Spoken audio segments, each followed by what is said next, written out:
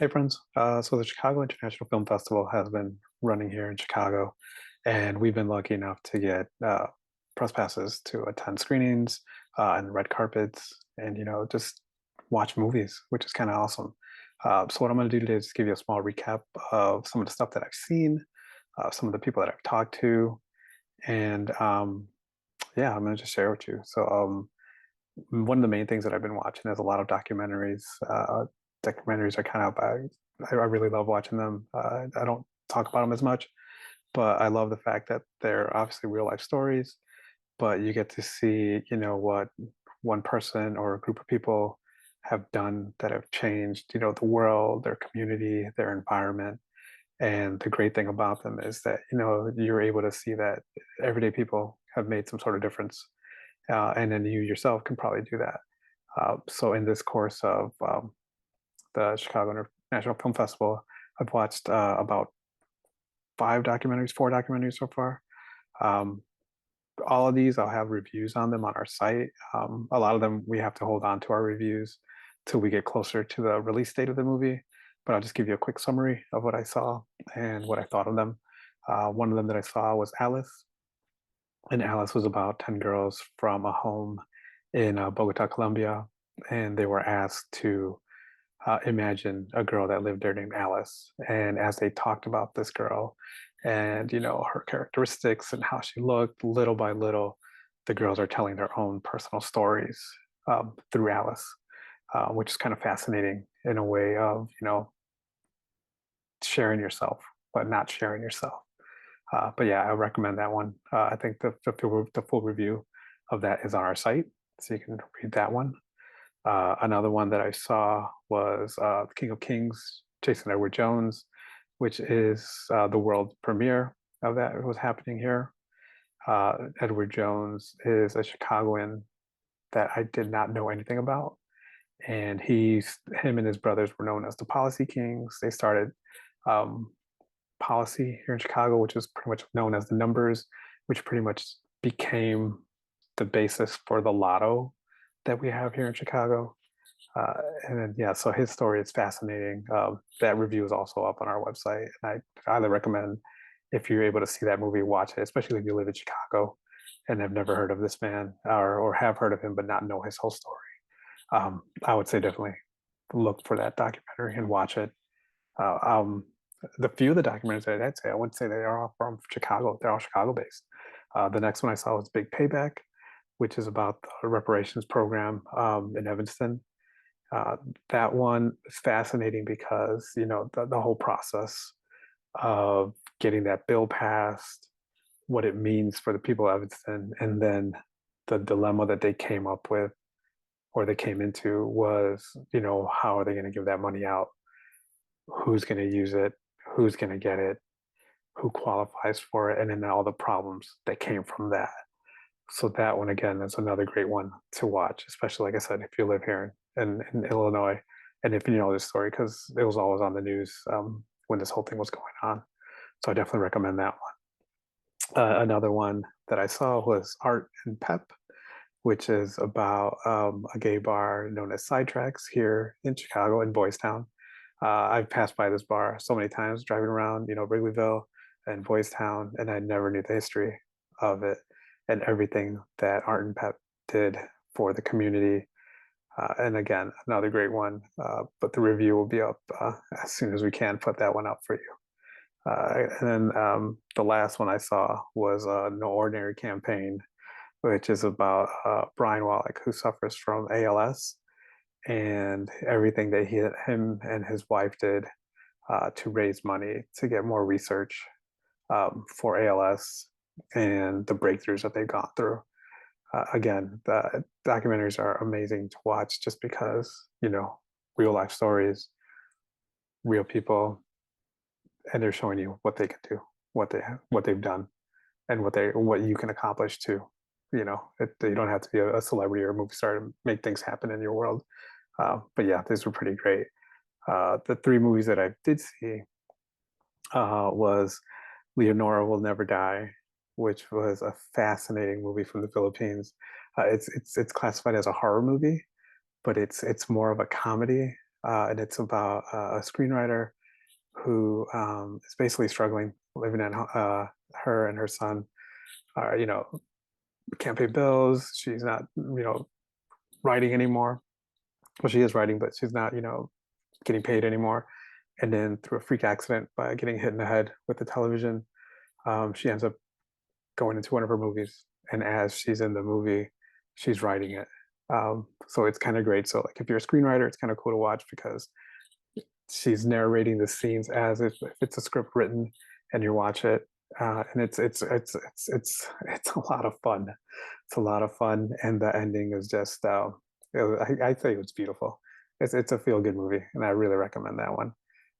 Leonor will never die. Check that out. Um, I was able to see The Whale by Darren Aronofsky, and I was able to talk to him too. So I'll share a bit about that interview with you here. But The Whale was just it did a lot with the confined space that it was in. I mean, it just takes place in an apartment. You don't really go outside of it. And Brendan Fraser's performance is amazing.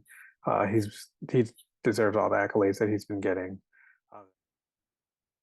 I got to ask a question to Darren Aronofsky about The Whale, and then I asked him, as a father, was there any way that he related to the character, or was able to put himself in the character's shoes?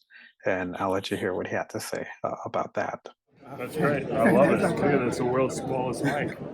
On Fandads, we write a lot about fatherhood and children, what we've learned with our children. Sure. So with The Whale being the story about father and daughter, how did that, as a father yourself, how did that story impact you? You put yourself, I guess, in that role. Look, I think everyone can put themselves in well-written parts, and Sam Hunter's just an amazing writer.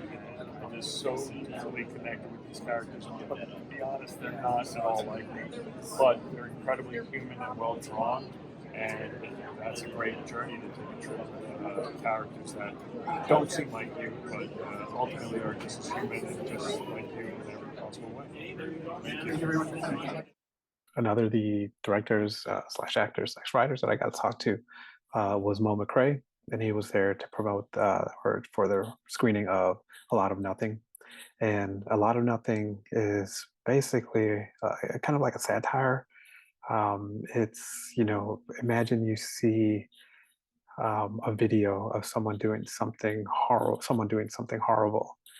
and instead of just watching this video and posting online how upset it makes you feel, you actually go out and do something about it. And then in the movie, one of the main characters does something, and then the movie goes from there. I highly recommend watching this one when you do get a chance, because it's one of those things that I'll let you hear what he says about that. Like I said, I got a chance to talk to him, and he gave me a pretty cool answer about the movie and what would you do if you were in that circumstance. So check this out. Right. So hey friends, we're here at the Chicago International Film Festival, and I'm here with McRae. McRae is here with his movie A Lot of Nothing. A Lot of Nothing. And, okay, so I have a question for you for the movie. After 9/11, everything was see something, say something, and then nowadays it's all see something, record something, and everyone's putting it online. Your movie takes kind of like a different approach to it because it's see something, do something. Mm-hmm. And the thing is, with our community, there is a lot of see something, say something, you're a snitch. But with your movie, I mean, your character does something that is completely different. And where was the impetus of that? Like, why would your character go there knowing how the world is now? Well, the characters in the movie, I was fascinated with pretty much exactly what you just said. How it's like, see something, say something, you're a snitch, and all those different things. So I was fascinated with, well, what does it look like if somebody actually does something? Are we equipped to even do anything? Which is probably why we just talk about it. We don't really do anything most of the time. But in this case, we get to go on a journey and see what happens with someone else. It's I guess I don't want to give away too much. I was able to actually see it, so I don't want to give away too much. But I definitely say if you're in Chicago, definitely watch this movie. Come to the festival, look at it, check it out. And when will it be available? everyone to see it? We're looking at, I don't know if I can say, it's February 3rd. Right now we're looking at February 3rd. Okay. Release. Yeah, definitely check out A Lot of Nothing. McRae, thank you very much for your time, Thank and you. I hope you have a great screening. Appreciate it. Finally, I got to talk to Kathryn Hahn, who was in town for Glass Onion, a Knives Out mystery. It was showing at the Music Box, and she was also getting an Artist Achievement Award, or excuse me, a Career Achievement Award for being there. I actually got to talk to her on the red carpet and asked her about how it felt getting this award, and also about one of her co-stars in the movie who's also in the MCU, and how they spend their time while they were on the set. Last time I saw you, you were here for For Bad Moms, And yeah. so it's nice seeing you again. Oh, thank you. It's really nice to be back.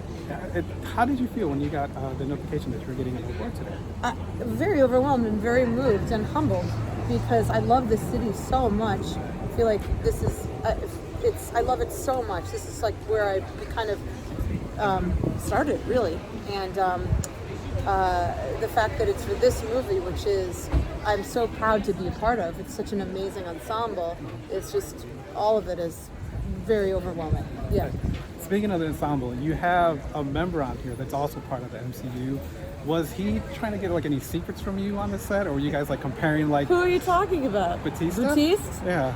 Nah, we both, he's the best, and no secrets trying to get out of you. We know the game by now, but he is a love bug, and so I love him so dearly, and and my daughter fosters kittens. He popped in for to help raise money for it. He's the best. Love him very much. He's a teddy bear. Awesome. Thank you very much. Thank for your you time. so much. Have a great screening. Again, friends, Chicago International Film Festival is going on right now. A lot of great movies, a lot of time to see what's going out there. It runs till the 23rd, till Sunday. So I would say check out their schedule. If you see something you like, buy a ticket, check it out. Or like when I used to do back in the day was go through the booklet, circle movies that I wanted to see, and then as they came close, or as they were released out to the regular public, or to the general public, excuse me, I would try to go check them out in theaters. Again, our reviews for all of these will be coming out as we get closer to the release date on some of them, or until the embargoes are lifted.